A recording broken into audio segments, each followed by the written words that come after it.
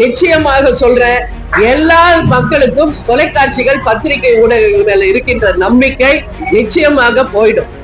இதனாலதான் கேப்டன் சொன்னது, பத்திரிகைக்காரங்க தானே நீங்க அப்படின்னு கேப்டன் திட்டத்துக்கான காரணம் இன்னைக்கு நீங்க உறுதிப்படுத்தியிருக்கீங்க. கூட்டணியில இருக்கின்ற 2 கட்சிகளின் சந்திப்பு, அவ்வளவுதான். அதற்கு அடுத்து வேற எதுவுமே அங்க கிடையாது. ஆல்ரெடி கூட்டணியில இருக்கின்ற அதிமுகவும் பாஜகவும் சேர்ந்து அன்னைக்கு கலந்தாலோசனை பண்ணியிருக்காங்க. அதுதானே ஒழிய அதை தவிர வேற எந்த பெரிய நிகழ்வும் அன்னைக்கு நடக்கலை. அதனால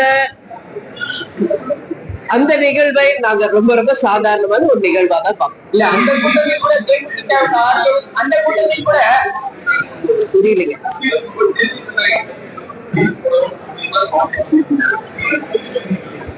அவர் கருத்து அவர் சொல்லியிருக்காரு. கூட்டணியில மற்றவர்கள் இருக்காங்களா சொல்றாங்களா, அவங்க மற்ற கட்சிகளையும் கலந்து ஆலோசித்து அதற்கு பிறகுதான் அது ஒரு தெளிவான ஒரு முடிவு கிடைக்கும்.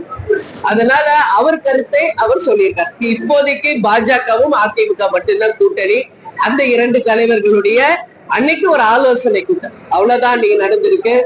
அதனால இனி என்ன நடக்க இருக்கிறது என்பதை நிச்சயமாக உரிய நேரம் வரும்போது நாங்கள் அறிவிப்போம். கூட தேமுதிகவுடைய பெயர் அடிபட்டிருக்குது. 6 தொகுதி வரைக்கும் ஒதுக்கீடு செய்ய தயாரா இருப்பதா அதிமுக தரப்புல பாஜக வலியுறுத்துவதாக தொடர்ந்து பாஜக தரப்பிடம் தேசிய ஜனநாயகத்தை வலுப்படுத்துவது தேமுதிக இணைக்கிறோம் தொடர்பாக பேசியிருக்கிறாங்க.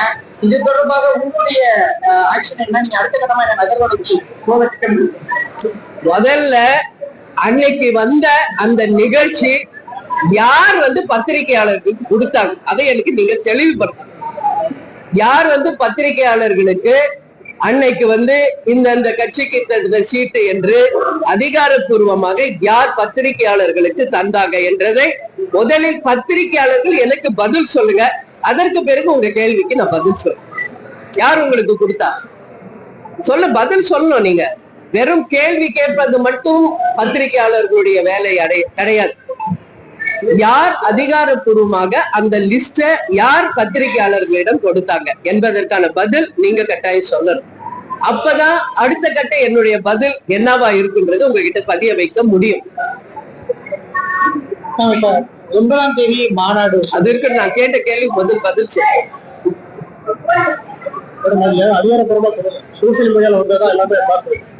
ஒரு சோசியல் மீடியால வந்ததை வச்சு அன்னைக்கு ஃபுல் டே ஒரு பிரேக்கிங் நியூஸ் போட்டு அத ஒரு பெரிய நிகழ்ச்சி மாதிரி ஒளிபரப்பிய அனைத்து தொலைக்காட்சிகளுக்கும் தேசிய முற்போக்கு திராவிட கழகத்தின் சார்பாக என்னுடைய கண்டனங்களை நான் பதிய வைக்கிறேன்.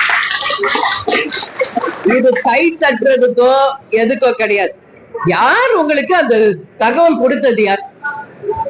ஏதோ சோசியல் மீடியால வந்திருக்கு அப்படின்றதுனால இன்னைக்கு இருக்கின்ற அத்தனை ஊடகங்களும் பிரேக்கிங் நியூஸ் போட்டு ஒரு சென்சேஷனலா ஒரு செய்தியை நீங்க வெளியிடுகிறீர்கள் என்றால் அப்போ தொலைக்காட்சிகள் மீது இருக்கின்ற நம்பிக்கை மக்களுக்கு, நிச்சயமாக சொல்றேன், எல்லா மக்களுக்கும் தொலைக்காட்சிகள் பத்திரிகை ஊடகங்கள் மேல இருக்கின்ற நம்பிக்கை நிச்சயமாக போயிடும். இதனாலதான் கேப்டன் சொன்னது, பத்திரிகைக்காரங்க தானே நீங்க அப்படின்னு கேப்டன் திட்டத்துக்கான காரணம் இன்னைக்கு நீங்க உறுதிப்படுத்தியிருக்கீங்க. எப்பவுமே உங்ககிட்ட நான் சொல்றேன், நான் எப்பவும் உங்ககிட்ட ரொம்ப அன்பா பழகுறேன், பாசமா இருக்கேன். ஒவ்வொரு முறை தலைமை கழகத்துக்கு நீங்க வரும்போது உங்களை நாங்க உபசரிக்கிறோம். நான் எல்லா விஷயத்தையும் உங்ககிட்ட பகிர்ந்துகிட்டு இருக்கேன். ஏதாவது ஒரு வாட்டி நீங்க நான் பார்க்கலன்னு சொல்ல முடியுமா? சொல்லுங்க. அப்படி இருக்கும்போது எதுவுமே உறுதிப்படுத்தாத ஒரு செய்தியை அனைத்து ஊடகங்களும் ஏதோ அதிகாரப்பூர்வமா அறிவிச்சது போல உங்க டிஆர்பியை ஏற்கிறதுக்கும் உங்களுடைய சென்சேஷன் நியூஸ் கிரியேட் பண்றதுக்கும் மற்ற கட்சிகளை பாதிக்கும் செயலை ஊடக நண்பர்கள் இதோட நிறுத்திக்கணும்னு சொல்லி நான் கேட்டுக்கிறேன்.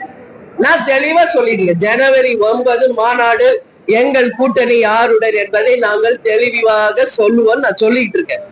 அப்படி இருக்கும் பொழுது எதுவுமே தெரியாம ஏதோ ஒரு சோசியல் மீடியால வந்துச்சு அப்படின்னு ஏதோ உண்மை செய்தி மாதிரி போடுறீங்கன்னா அப்புறம் என்ன இருக்கு நம்பிக்கை? எங்களுக்கு யாருக்குமே சொல்றேன், மக்களுக்கே சொல்றேன்.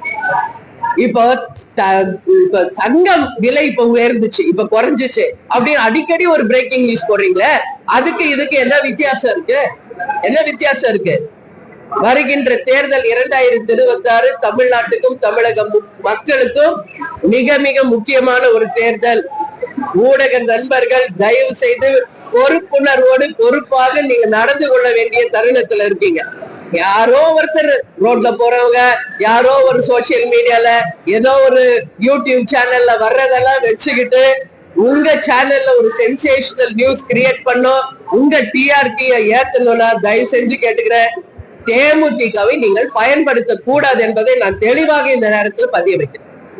எங்க கட்சியினுடைய வளர்ச்சி, எங்க கட்சி என்ன முடிவெடுக்கணும் என்பதை நிர்மாணிக்க கூடியவர்கள் கழகத்திற்காக உழைத்துக் கொண்டிருக்கும் கழக நிர்வாகிகள், தொண்டர்கள் தான், ஊடக நண்பர்கள் கிடையாது. அப்படி இருக்கிறப்போ எந்த ஒரு தகவலும் இல்லாம, எந்த ஒரு அதிகாரப்பூர்வ அறிவிப்பு இல்லாம எப்படி அவ்வளவு பெரிய நியூஸ அதே ஒரே மாதிரி எல்லா சேனல் எப்படி நீங்க பப்ளிஷ் பண்றீங்க? ரைட், அது தப்பு அப்படின்னு எல்லாரும் வதந்தின்னு சொன்ன பிறகு எந்த ஊடகமாவது தவறாக செய்தியை நாங்கள் போட்டுட்டோம், இது தவறான செய்தி எந்த ஊடகமாவது பதிய வச்சீங்களா? அப்ப ஒரு சென்சேஷனை கிரியேட் பண்றதுக்கு மட்டும் ஊடகங்கள் இருக்கீங்க, அது தவறான செய்தி என்று ஏன் மறுப்பு செய்தி ஏன் போட மாட்டேங்கிறீங்க? உண்மையிலேயே நான் அனைத்து இவங்கதான் அவங்கதான் கிடையாது, எல்லாரையுமே இந்த நிகழ்ச்சியினால நிச்சயமாக கண்டிக்கிறேன். இனிமேல் வருகின்ற செய்தி உண்மையாக இருந்தால், அதிகாரப்பூர்வமாக இருந்தால் மட்டும் நீங்கள் ஒளிபரப்ப வேண்டும். அப்படி இல்லை நாங்க ஒளிபரப்புவோம் அப்படின்னா அது உங்க பிரியம். ஆனா தேமுதிகவை பத்தி யாரும் எங்க அனுமதி இல்லாம போடக்கூடாது என்பதையும் இந்த நேரத்தில் நான் உறுதியா சொல்றேன். அதுக்கான உரிமை எங்களுக்கு இருக்கு. அங்க தேமுதிகன்னு ஒரு வார்த்தை வருதுன்னா எங்க கிட்ட நீங்க அனுமதி கேட்கணும். எங்க கட்சியினுடைய வளர்ச்சிக்காக கடைகோடியில் இருக்கிற ஒவ்வொரு தொண்டனும் இந்த கட்சிக்காக உழைச்சிட்டு இருக்காங்க. இன்னைக்கு எங்கேயோ இப்ப சிட்டில இருக்க எங்களுக்கு தெரியுது பொய் செய்தின்னு, கடைகோடியில இருக்கிற தொண்டர் மனநிலை என்னன்னு யாராவது யோசிச்சிங்களா? ஒரு பொறுப்பில்லாம இந்த மாதிரி பதிவுகளை தயவு செய்து யாரும் போடாதீங்கன்னு நான் ஹம்பிளா கேட்டுக்கிறேன் எல்லாரையும். ஏன்னா உங்களுக்கும் அந்த கடமை உண்டு, அதை நீங்கள் மதிக்கணும்னு சொல்லி நான் கேட்டுக்கிறேன். செய்திகளை உடனுக்குடன் தெரிந்து கொள்ள கீழ்கண்ட கேபிள் மற்றும் டிடிஎச் நெட்வொர்க்குகளில் எம்நாடு செய்தி தொலைக்காட்சியை காணுங்கள். பாதகம் செய்பவரை கண்டால் நாம் பயம் கொள்ளலாகாது பாப்பா. மோதி மிதித்து விடு பாப்பா, அவர் முகத்தில் உமிழ்ந்து விடு பாப்பா. அண்மை செய்திகளை உடனுக்குடன் தெரிந்து கொள்ள இணைந்திருங்கள் எம்நாடு தொலைக்காட்சியுடன்.